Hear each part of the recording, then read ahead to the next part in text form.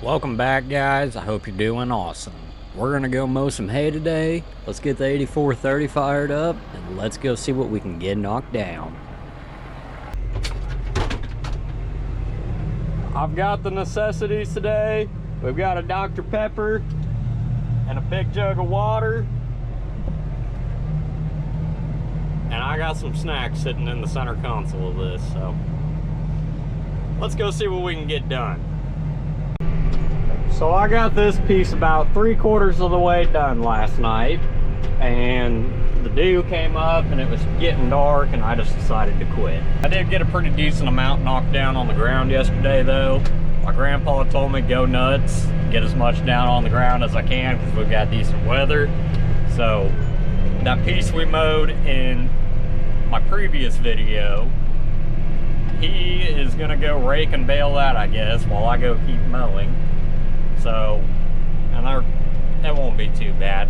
He can do that. So tomorrow we're gonna hit it hard, him and I are. He's probably gonna rake and I'll come chase him with the baler and we'll see what we can get done. We're trying to get everything with waterways and our crop fields kind of knocked out, taken care of, especially the ones around our wheat fields, since it's about ready to cut. I think this field, don't quote me, but I think we are going to end up chopping it for silage. So I'm not as concerned because we can put some of that in through the chopper and it'll be just fine. But some of these waterways I can actually get in it with my baler, so I'm going to mow as much of them as I can. And the ones I can't get in with the baler, I'll just leave them be. So one thing that, you know, kind of slightly irritates me, I guess, is the amount of milkweed I've found in this field. You know, I love butterflies, you know, and I hate having to mow milkweed because I'm destroying their habitat. But with that being said, we still compensate for that because back over there behind that tree line and through the bottom, up on top of the hill, that goes into 200 acres of CRP. And when I tell you guys there's a lot of milkweed back there, there's a lot. The butterflies flourish back there, the pheasant and the quail flourish, deer, turkeys, they all get along great back there. And we try to keep some CRP just for that simple reason. Like, you know, we've got our farm ground and then we've got our hay ground. That doesn't really leave much of a habitat for wildlife. And the CRP lets us compensate for that, and it lets us conserve the wildlife, I guess. And, you know, wildlife numbers are up huge around here. This year alone, I could go out on a drive on a mile-long road every day, and I'd be guaranteeing that we'd probably see 3 or 4 pheasants just on that drive. The pheasant population has came up a lot over the past 5 years. Quail population has also come up a lot. And we also do our work with predators to, you know, keep them at a minimum to where they can still keep the food chain going, and they're still low enough we don't have to worry about them interfering too much and getting overpopulated.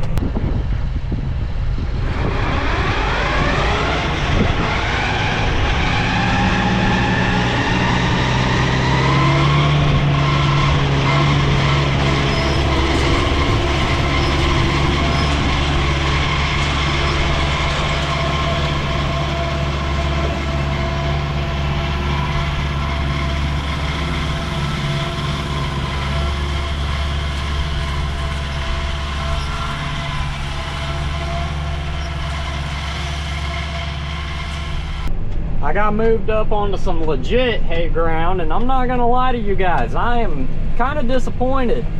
This stuff is a lot thinner than the waterways I just came off of.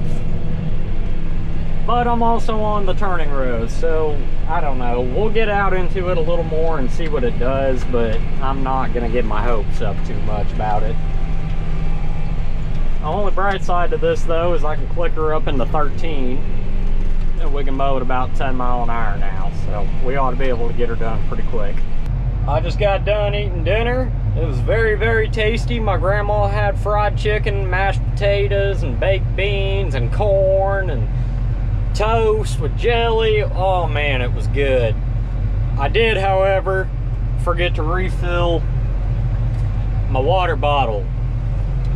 So we'll see how long it'll last. That thing usually holds about 3.5 water bottles worth, so like 60 some odd ounces, I don't know. But I drink 2 of those a day now, so. And it's hot today. We got a heat index of like 105, I think. Once the tractor gets warmed up, I'll tell you. Like I said earlier, guys, I'm pretty disappointed with how this hay looks. But, you know, that's something that was a little bit out of our control. The army worms moved in, and they moved in quick, and they took this out pretty quick.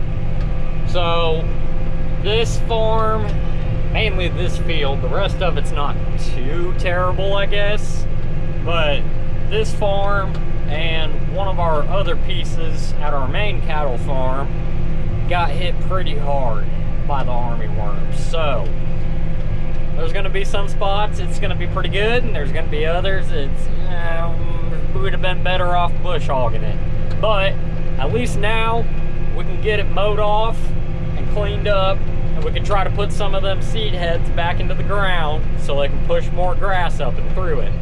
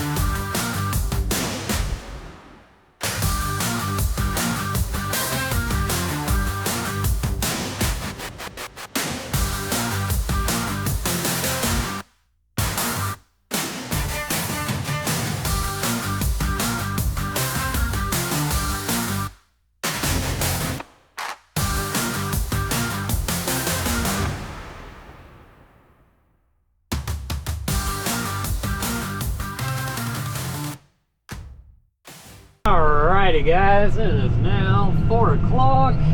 We got that one field over there finished. We got this mowed. We got those 2 little fields mowed back in there.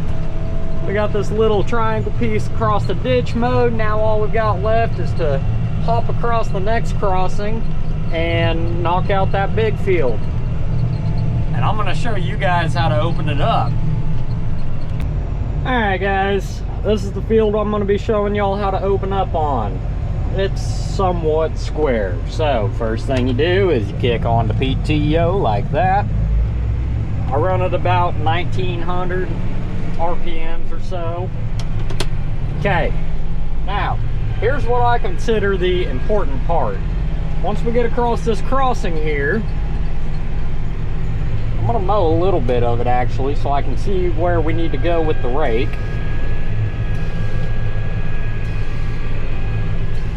Okay, now pay attention. This is going to wind up being my back swath, as I'm going to call it, okay? What I'm doing is I'm following the fence with my tractor. Now, I know this tractor is roughly 13 foot wide, and that's the length of my hay mower. So, I can get my tire pretty close to the fence here. And that's the really nice part about having the duals on right now, is I can really landscape this out a lot better. All right, now, we're gonna get up here to this corner. We're gonna slow down, and as I'm going into the turn, I'm gonna turn in my conditioner, and then once we start straightening back out, we do that. What that does is whenever I come to mow my back swath, that'll let me get a cleaner square cut. And I'll show you what we're gonna do here in a second once we get down to the end of this first row. We're coming back to where we started now. So what I'm gonna do is I'm just gonna tie in like this. So now whenever we come to rake it, you can just tie right into this next row. We're gonna go around it one more time, and then we'll mow off our back swath. Now we're mowing the back swath of what we first opened up on. The very, very important thing about mowing your back swath is you want to go back the opposite direction you came in, because you see how my tractor tires left marks right through there and laid all that grass down? If you don't come back hitting it the opposite way, then what that's going to do is the mower won't be able to pick it up, and you're just going to have tracks laying in the ground. You can kind of see right there where I turned into it. But that is one of the most important things about mowing a back swath. You want to go the opposite way of which you started on it. So this will equal 3 swaths. We want to shoot for 8. So once I finish this, I'll make 5 more laps around the field, and then I'll show you what to do next. Really, dude? I don't think it's all that necessary to slip under the fence to come get some grass. You got plenty on the other side. All right, we're on the 8th lap. Once we get this wrapped up, I'll show you guys what to do next. All right, let's see if we can get this little turd back under the fence. Go on.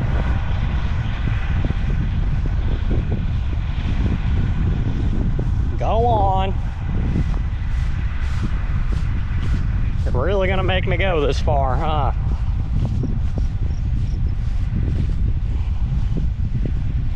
There you go. God bless. You all stay over there now. I'm talking to you, Mr. Bull. I got my eye on you.